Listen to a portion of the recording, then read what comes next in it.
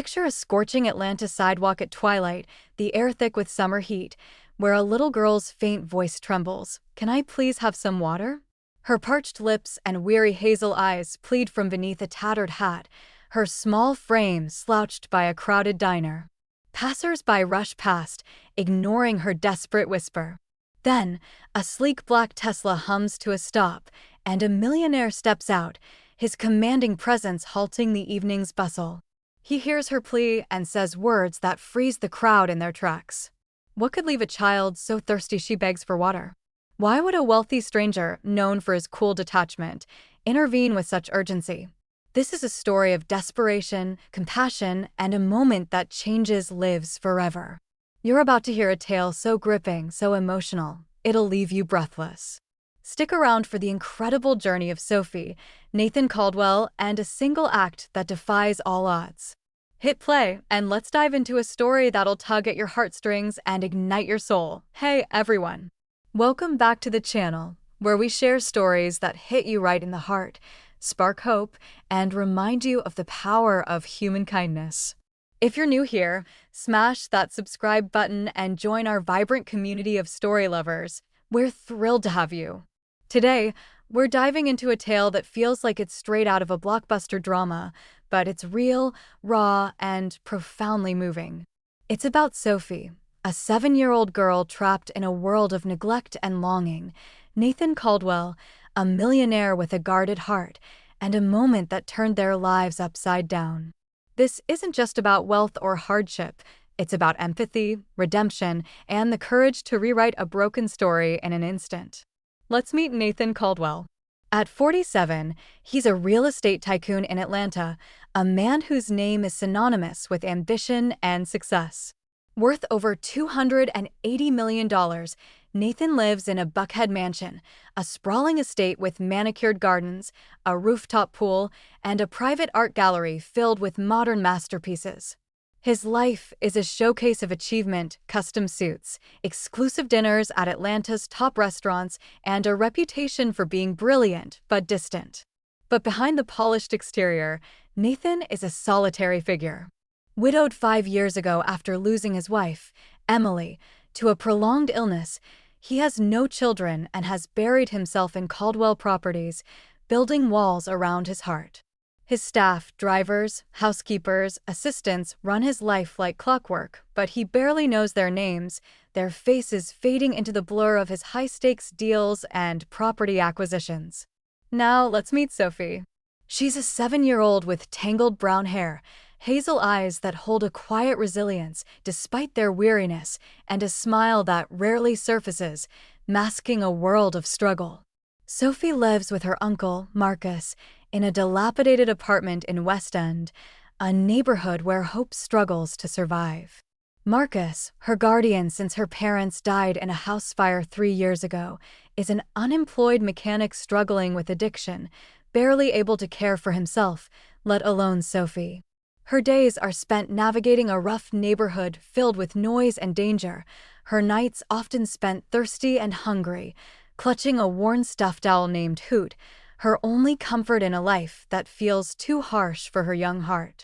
Marcus's occasional odd jobs near one of Nathan's office buildings, a sleek glass tower in downtown Atlanta, bring him into Nathan's orbit, but Nathan has never noticed Sophie, who sometimes tags along, sitting quietly outside a nearby diner with a tattered book or a broken toy.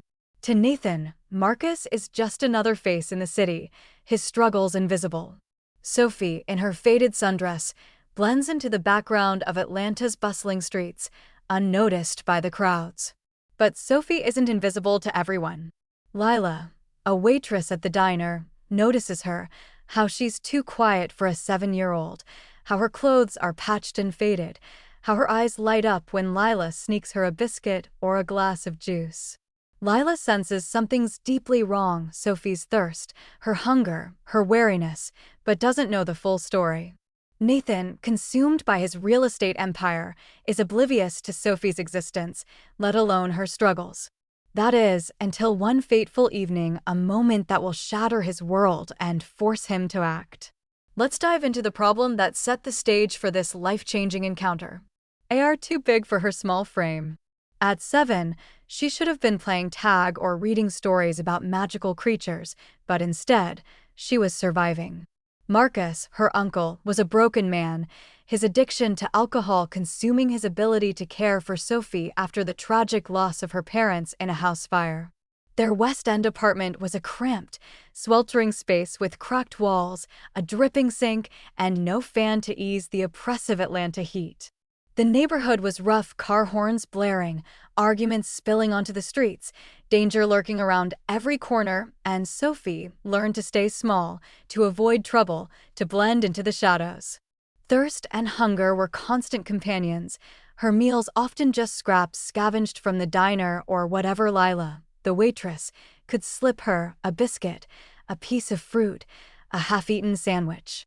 Marcus's sporadic work as a mechanic, often near Nathan's downtown office tower, meant Sophie sometimes tagged along, sitting outside the diner on a cracked sidewalk with Hoot, her stuffed owl, coloring on napkins with broken crayons or reading a tattered library book about owls soaring through enchanted skies.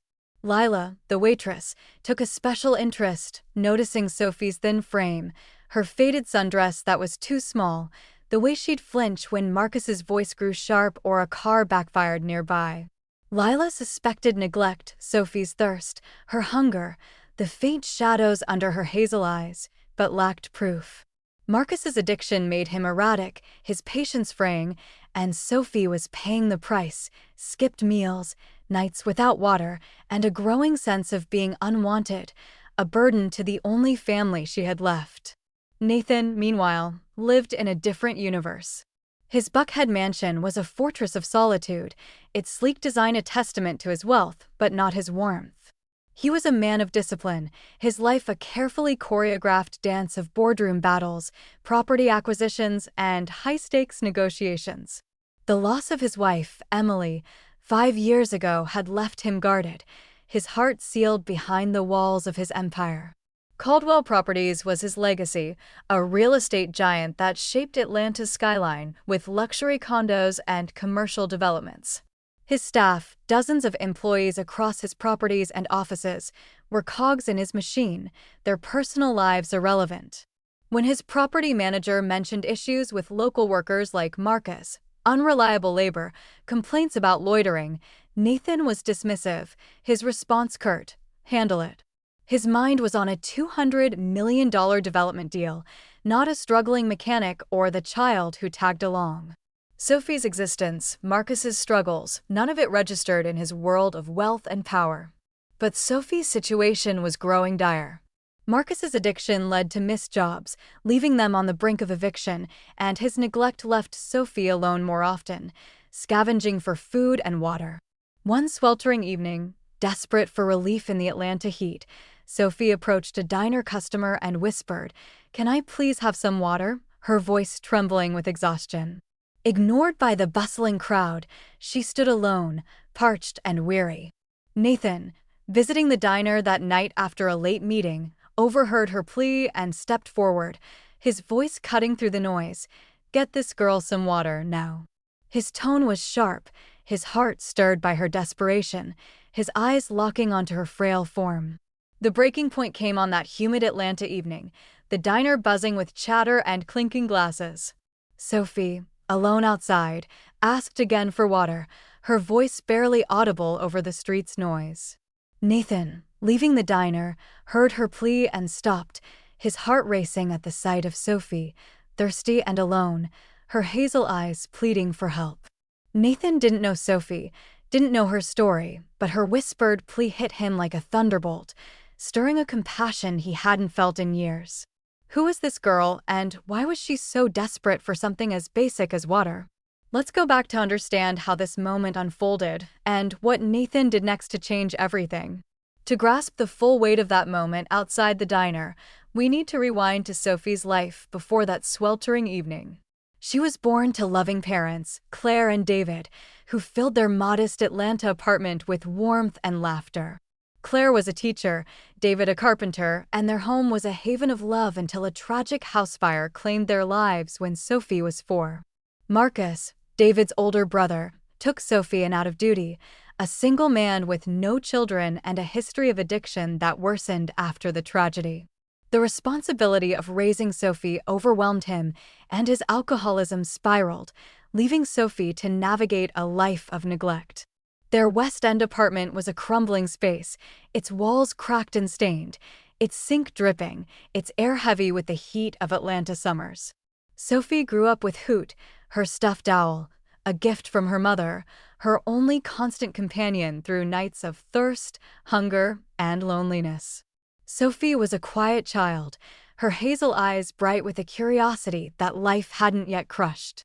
She loved books, tattered ones from the library about owls soaring through enchanted skies, where kindness and magic reigned. She'd draw on scrap paper, sketching Hoot as a brave guardian in a world free of want, her small hands moving carefully with broken crayons. But thirst and hunger were relentless. Marcus's sporadic earnings meant meals were scarce, a stale bread roll, a can of beans, or nothing at all, and Sophie learned to ignore the ache in her stomach, her small body growing thinner under her faded sundress. The West End neighborhood was unforgiving, car horns blaring, arguments spilling onto the streets, the constant threat of trouble, and Sophie stayed small, moving quietly to avoid danger, her eyes scanning for safety. When Marcus took odd jobs near Nathan's downtown office tower, a gleaming glass structure with a marble lobby, Sophie tagged along, sitting outside the nearby diner with Hoot, coloring jungle scenes or reading her library books to escape her fears. The diner, with its neon sign and bustling energy, was a stark contrast to their crumbling apartment, but even there, Sophie carried her struggles. Lila, the waitress, became her quiet ally, noticing Sophie's thin frame, her faded sundress that was too small, the way she'd flinch at sudden noises or when Marcus's voice grew sharp. Lila suspected neglect, Sophie's thirst, her hunger, the faint shadows under her eyes, but lacked proof. She'd tried talking to Marcus, gently asking about Sophie's home life, but his addiction made him defensive, his responses sharp, "We're managing." Lila didn't push, afraid of making things worse, but she kept a close eye, slipping Sophie snacks, a biscuit, a piece of fruit, and watching for any chance to help. Nathan, meanwhile, was a man of precision, his life a carefully curated empire. The loss of his wife, Emily, 5 years ago had left him wary of connection, his heart sealed behind the walls of his ambition. Caldwell Properties was his life's work, a real estate giant that defined Atlanta with its luxury condos and commercial developments. His Buckhead mansion was a showcase of wealth, manicured gardens, a rooftop pool, a private art gallery, but it was a lonely place, filled with the hum of staff but no real warmth. Nathan rarely visited his properties, leaving their management to his team. When his property manager mentioned issues with workers like Marcus, unreliable labor, complaints about loitering near the diner, Nathan was detached, his response cold, "Handle it." His mind was on a $200 million development deal, not a struggling mechanic or the child who tagged along. He didn't know Sophie existed, didn't know a child was suffering under the shadow of his own buildings. But Sophie's world was crumbling faster than anyone knew. Marcus's addiction led to missed jobs, putting them on the brink of eviction, and his neglect left Sophie alone more often, scavenging for food and water in the sweltering Atlanta heat. Lila, at the diner, noticed Sophie's growing desperation, her parched lips, her weary eyes, and began slipping her glasses of water and extra snacks, but she couldn't fill the void of care Sophie needed. Marcus's erratic behavior meant Sophie was often left outside the diner for hours, her small frame slouched against the wall, her voice barely audible as she asked passers-by for water. The breaking point came on a humid Atlanta evening, the diner buzzing with chatter and clinking glasses, the air thick with summer heat. Sophie, alone outside, approached a customer and whispered, "Can I please have some water?" her voice trembling with exhaustion and thirst. Ignored by the bustling crowd, she stood alone, her hazel eyes pleading for relief. Nathan, visiting the diner that night after a late meeting to review a property issue, overheard her plea as he stepped outside. His voice cut through the noise, "Get this girl some water, now."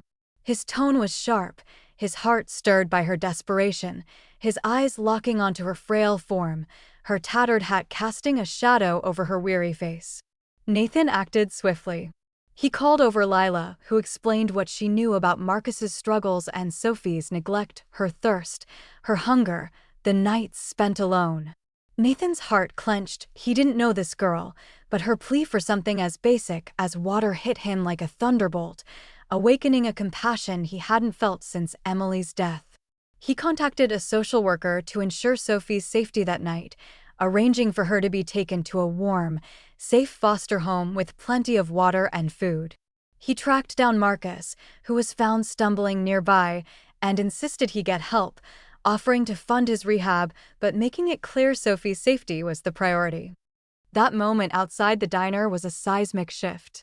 Sophie's whispered plea, "Can I please have some water?" shattered Nathan's carefully built walls of detachment.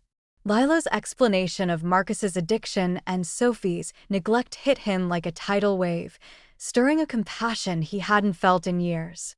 Nathan called a social worker to place Sophie in a safe foster home that night, ensuring she had a soft bed, a warm meal, and plenty of water to drink. He confronted Marcus, who broke down, admitting his addiction and guilt, his voice choked with tears. Nathan, torn between anger and pity, offered to fund his rehab and housing to stabilize his life, but insisted Sophie's safety came first, non-negotiable. Nathan didn't stop there.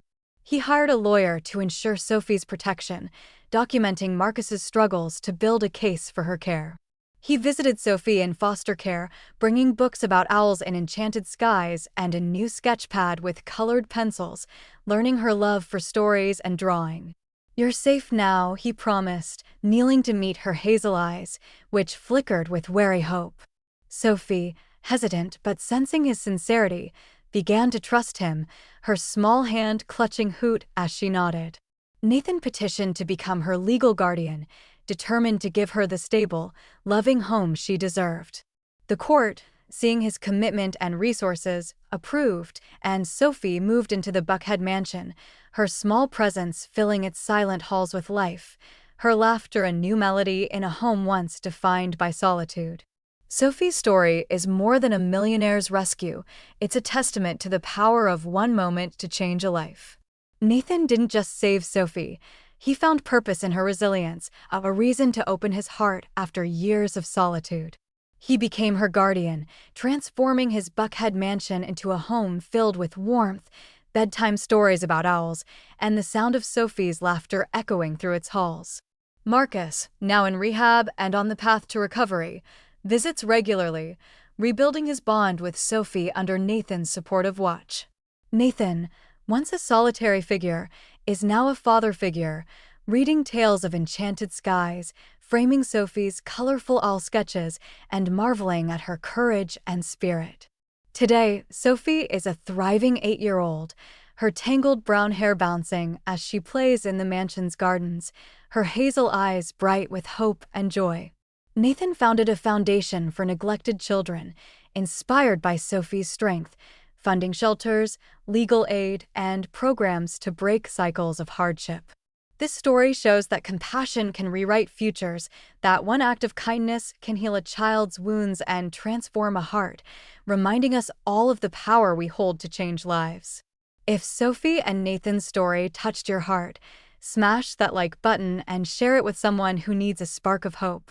Subscribe and ring the bell for more stories that inspire and uplift. Drop a comment. Have you ever witnessed an act of compassion that changed a life? We'd love to hear your story. Let's spread kindness together. See you in the next video.